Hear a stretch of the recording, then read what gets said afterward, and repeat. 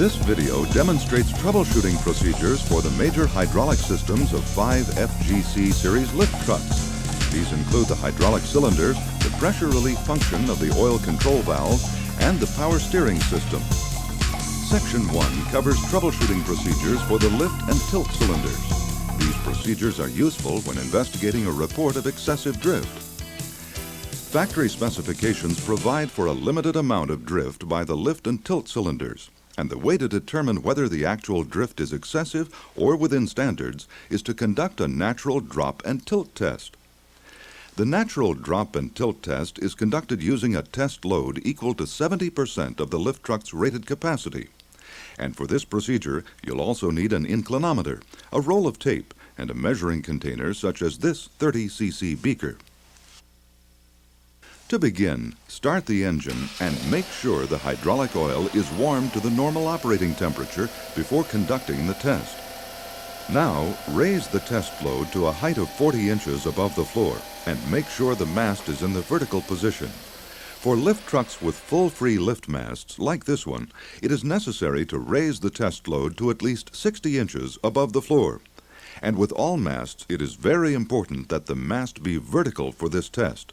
So verify this using the inclinometer. The amount of drift during the test will be accurately measured with the help of this tape. Start by placing one strip of tape across the mast, as shown here. Then split the tape so that each side has a marker at the same height. We will use these markers to measure the downward drift of the lift cylinders. The drift of the tilt cylinders is measured in a similar manner. Wipe off the rod so that tape will stick to it. Then measure 2 inches from the end of the cylinder itself and mark this point with a piece of tape. Our reference mark is now the point that lies 2 inches from the end of the cylinder. Now, write down the time so that there's no question later about when the test was actually started. The natural drop specification identifies the allowable drift during a 15-minute test, so the timing is very important. A test lasting shorter or longer than 15 minutes would produce results that are not usable. At the end of 15 minutes, determine the amount of lift cylinder drift by measuring from the top of one piece of tape to the top of the other. As you will recall, the two pieces of tape were originally at the same height, and now they are 3 3/4 inches apart. Compare this drift with the allowable drift specified in the repair manual.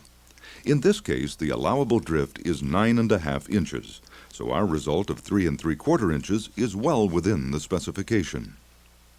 Next, check the natural forward tilt in a similar manner. As you know, the tape was originally placed 2 inches from the end of the cylinder, so our ending measurement of 3 inches means there was 1 inch of drift. Once again, compare this result with the specification contained in the repair manual. In this case, our result of 1 inch is within the range of allowable drift, so this lift truck has also passed the natural forward tilt test. In this case, you can remove the tape from the mast and the tilt cylinder rod and report that the natural drop and tilt for this truck are within specification. Specifications and test parameters may change, so always be sure to consult the repair manual for the specific lift truck you are working on. In the previous example, the lift truck passed both the natural drop and natural tilt tests. But what if a lift truck fails one or both of these tests? Let's start by considering a situation where the lift truck has failed the natural drop test only. To determine the cause of the excessive natural drop, we're going to perform a lift cylinder oil leak test. This test will isolate the problem and help determine whether it is in the oil control valve or the cylinder packing. The setup for the lift cylinder oil leak test is similar to that used for the natural drop tilt test. The test load, which equals 70% of the rated capacity, must be raised 40 inches above the floor, and the hydraulic oil must be at the normal operating temperature. However, instead of using tape to measure the natural drop and tilt, we'll use this beaker to measure hydraulic oil leakage. In preparation for the test, it will be necessary to remove the floorboard and the toe board. Then tilt the mast completely forward. This will eliminate the flow of hydraulic oil from the tilt cylinders to the oil control valve. Then turn the engine off and wait 5 minutes. This is to allow the oil pressure to stabilize in the cylinders. After the 5 minutes is up, we'll be measuring the fluid flow from the oil control valve by disconnecting the pump return line and allowing the hydraulic oil to flow into the beaker. Since tilting the mast completely forward eliminates the flow of hydraulic oil from the tilt cylinders, we'll be measuring only the fluid coming from the lift cylinders. At the end of 5 minutes, place a shop rag under the hose connection to absorb any oil that might spill. Then loosen the clamp on the pump return line. In just a moment, we'll be conducting a 1-minute timed test, so have a timepiece ready. When the pump return line is disconnected, the hydraulic oil in the line will drain quickly. Allow this oil to drain from the line before beginning the test. After the pump return line has drained, let the oil flow into the beaker for exactly 1 minute. When 1 minute is up, reconnect the pump return line immediately and make sure the clamp is tight. Tighten the clamp now so you won't forget about it later and create a mess the next time the engine is started. Now compare the amount of oil in the beaker with the standards listed in the repair manual. The repair manual lists the acceptable leakage as 6 to 16 cc's of oil, and our result of 13 cc's is within this standard. Let's go back to our troubleshooting flowchart. Since our lift truck passed the lift cylinder oil leak test, the chart indicates that the problem is in the lift cylinder packing, which must be replaced. On the other hand, if a test results in more than the allowable oil leakage, a faulty valve spool in the oil control valve is indicated, and the oil control valve must be replaced. Now let's consider a situation where the lift truck passed the natural drop test but failed the tilt portion of the test. As you can see, the flowchart is very similar to the one we just used.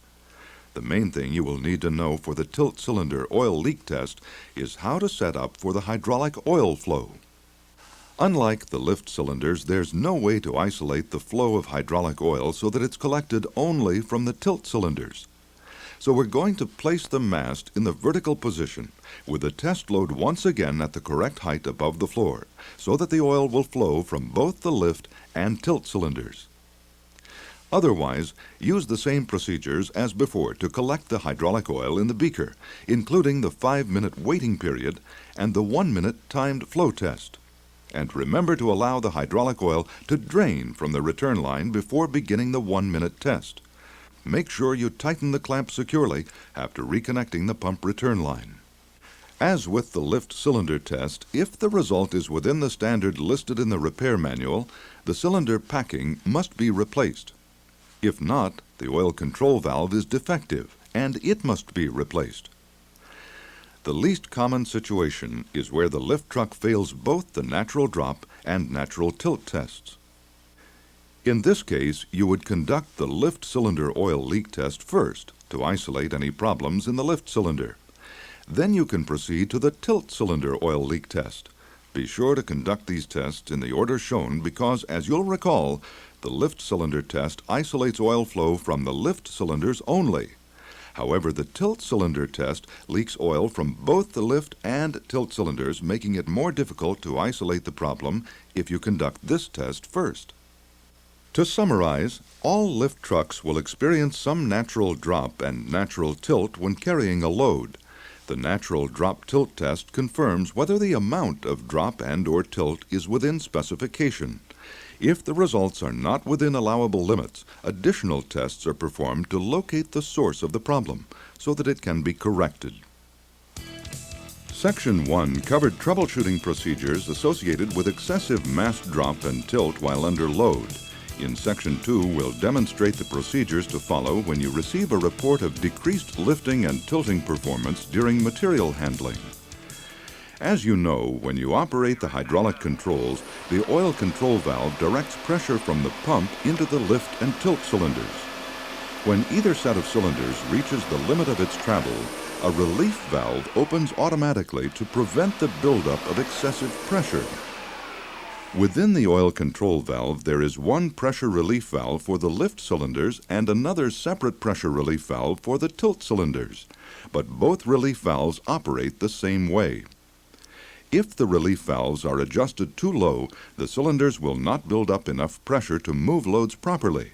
This would cause reports of poor material handling performance. On the other hand, if the relief valves are adjusted too high, the excessive pressure could result in equipment damage and/or personal injury. Although the lift and tilt relief valves are separate, the testing and adjustment procedures for both valves are easily accomplished at the same time. So if you have occasion to check the operation of one, always be sure to also check the other to ensure safe, proper lift truck performance.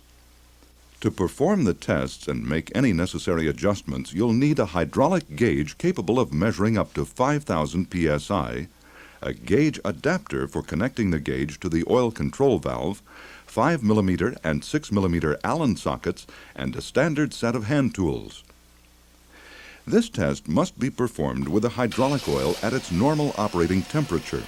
So operate the truck until it is warmed up, then turn off the engine. We'll be working to the right of the steering column where the oil control valve is located. Make sure the engine is turned off. Remove the pressure port plug from the oil control valve. Insert the gauge adapter into the pressure port and attach the hydraulic gauge to the adapter. Be sure to make a good connection to withstand the hydraulic pressure when the engine is started. Now, start the engine and rev it to the governed RPM. The engine must be at or near the governed RPM to obtain accurate test results. To check the lift cylinder relief pressure, raise the mask and listen for the relief valve to open. Now check the pressure indicated on the hydraulic gauge. Once you have taken the reading, you can release the hydraulic control lever. Now compare this reading with the specification contained in the repair manual. Since our test result was different than the specification, it will be necessary to adjust the lift cylinder pressure relief valve. To access the valve adjusting screw, we'll need to remove the acorn nut that covers it. Next, loosen the jam nut, but do not remove it from the valve. The actual adjustment will be made by inserting an Allen socket into the adjusting screw and turning it until the desired relief pressure is achieved. Start by putting the lift cylinder in relief again, and keep it there so that the relief pressure is displayed on the hydraulic pressure gauge. Turn the Allen socket slowly to adjust the relief pressure, clockwise to increase pressure, and counterclockwise to decrease pressure until the required relief pressure is achieved. Once the adjustment is made, release the hydraulic control lever and tighten the jam nut to hold the adjustment. Then reinstall the acorn nut to protect the adjustment mechanism. Now, once again, place the lift cylinders in relief and check the hydraulic gauge to make sure the adjustment held. With the same setup, we can now check the setting of the tilt cylinder relief valve using similar procedures. Start by putting the tilt cylinders in the relief position and checking the reading on the hydraulic gauge. If an adjustment is necessary, make the adjustment to the tilt cylinder relief valve using the same procedures used when adjusting the lift cylinder relief valve. After tightening the jam nut and reinstalling the acorn nut, put the tilt cylinders into relief again and look at the hydraulic gauge to double-check the adjustment. Finally, turn the engine off in preparation for removing the hydraulic gauge. Remove the hydraulic gauge and adapter and reinstall the pressure port plug. When attempting to adjust the lift and tilt cylinder relief valves, there may be occasions when you cannot increase the relief pressure. There are several possible causes. The oil pump may be functioning improperly and not creating adequate hydraulic flow. Second, the flow of hydraulic oil may be impeded somewhere in the system.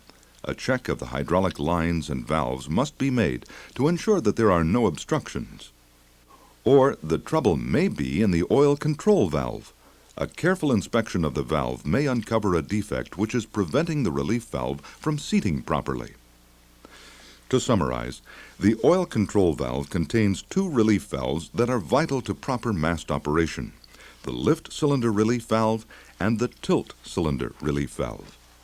If the relief pressure is set too low in either valve, the cylinders will not build enough pressure to perform properly. If the relief pressure is set too high, a danger exists to equipment and/or personnel. The testing and adjustment procedures are contained in the repair manual, and whenever testing one relief valve, always check the other one also to help ensure safe and efficient lift truck operation.